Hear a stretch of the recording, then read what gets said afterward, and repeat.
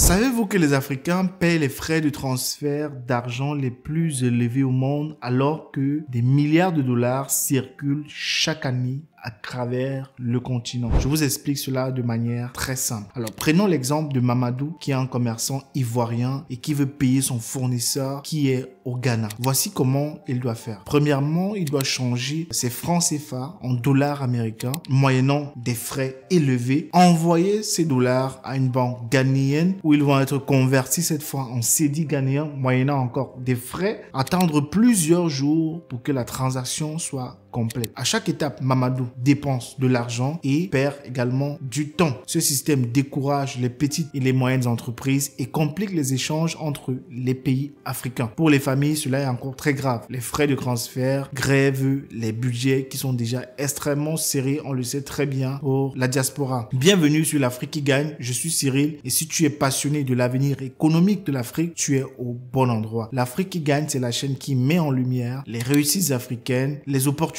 d'investissement et les solutions concrètes pour un continent plus prospère. Ici, je te parle d'économie, d'entrepreneuriat, de finances et surtout de stratégies qui permettent à l'Afrique de se lever et de briller. Ensemble, nous allons explorer les histoires inspirantes, apprendre des erreurs économiques à éviter et découvrir comment chacun de nous peut participer, du moins contribuer à la réussite de notre continent. Alors, mon ambition, elle est très simple, c'est de te donner les outils, les idées pour passer à l'action parce que je suis convaincu que l'Afrique de demain se construit dès aujourd'hui. Alors si tu veux voir l'Afrique sous un autre angle, si tu crois au potentiel immense de nos terres et surtout de nos talents, tu devais faire deux choses: t'abonner à cette chaîne pour ne manquer aucune de mes prochaines vidéos, activer la cloche de notification pour être notifié chaque fois que je poste une nouvelle vidéo et tout simplement rejoindre la communauté célébrant une Afrique qui gagne. Alors, imaginez un système où envoyer de l'argent d'un pays à un autre en Afrique est aussi simple qu'envoyer un SMS. Si toutes les barrières qui existent d'aujourd'hui disparaissent d'un coup, eh bien, c'est l'idée actuelle sur laquelle travaillent des leaders africains. Ils imaginent comme ça déjà ensemble un système de paiement unifié où l'argent circule d'un pays à l'autre sans passer par intermédiaires étrangers comme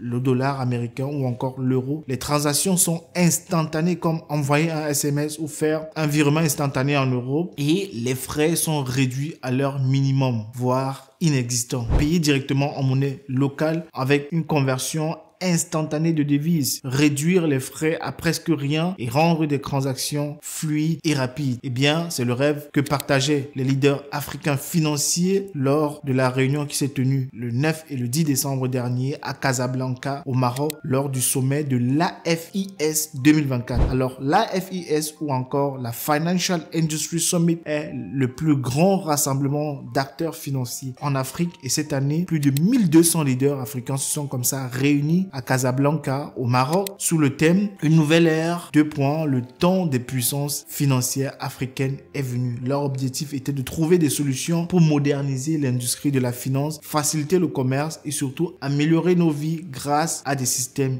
innovants. Aujourd'hui, envoyer de l'argent à quelqu'un d'un pays à un autre en Afrique est extrêmement compliqué. C'est un véritable casse-tête. Les transferts passent par des banques étrangères qui sont parfois en Europe, aux États-Unis, bref, de partout dans le monde, ce qui traîne avec les délais qui deviennent interminables parfois, qui prennent plusieurs jours. Les frais sont énormes, parfois ça va jusqu'à 20% du montant que vous voulez envoyer. Il y a une dépendance excessive aujourd'hui au dollar et à l'euro. Lors des discussions dont les participants ont raconté des expériences, il y en a un notamment qui a fait une grande perte commerciale à cause des délais bancaires. Une petite et moyenne entreprise sud-africaine qui voulait acheter des machines au Maroc, mais le transfert a pris 10 jours. L'offre a été tout simplement récupérée par un concurrent européen. D'autres participants ont eu des récits similaires, toujours sur le continent et même dans la diaspora. Il y a également un témoignage d'Aminata qui a perdu 15% des transferts d'argent en frais et pourtant cet argent était destiné à soutenir la scolarité de sa nièce en Guinée. Cette idée pourrait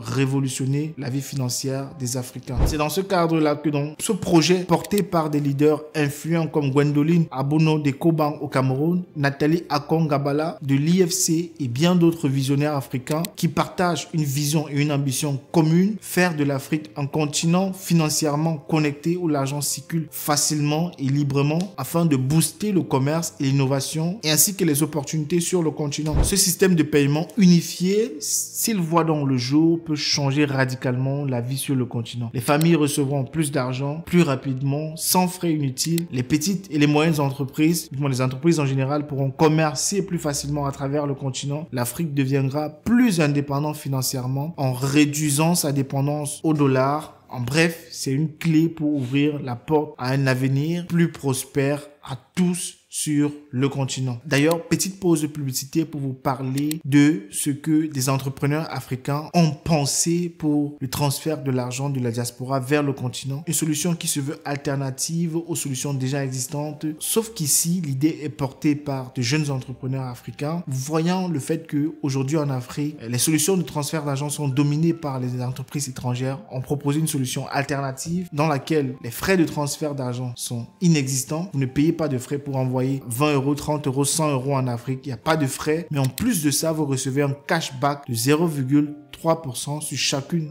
de vos transactions. C'est-à-dire que chaque fois que vous envoyez de l'argent en Afrique, vous recevez de l'argent en retour, moyennant aucun frais sur les transactions. Et en plus de cela, si vous envoyez par exemple 1 euro, si l'euro se change par exemple aujourd'hui à 570 francs, il vous change votre euro à 575 francs. C'est-à-dire que votre personne en Afrique reçoit plus d'argent. Alors la plateforme s'appelle Katika. Elle est disponible aujourd'hui sur Android. Vous pouvez la télécharger très facilement via Play Store et vous enregistrer et tout simplement profiter de ces offres inédites. Et je vous encourage également à passer par mon lien qui est disponible en description de cette vidéo. Lien bien entendu qui est affilié à Katika vu que c'est leur nom et qui vous permet comme ça de bénéficier des réductions inédite. Revenons maintenant sur cette idée de paiement unifié pour l'Afrique. J'aimerais lire vos avis en commentaire, savoir ce que vous pensez, si cela est une bonne idée. Cela engage beaucoup de contraintes, beaucoup de choses qu'il faudra régler en amont sur également la richesse, la conversion, la stabilité économique dans les différents pays, etc.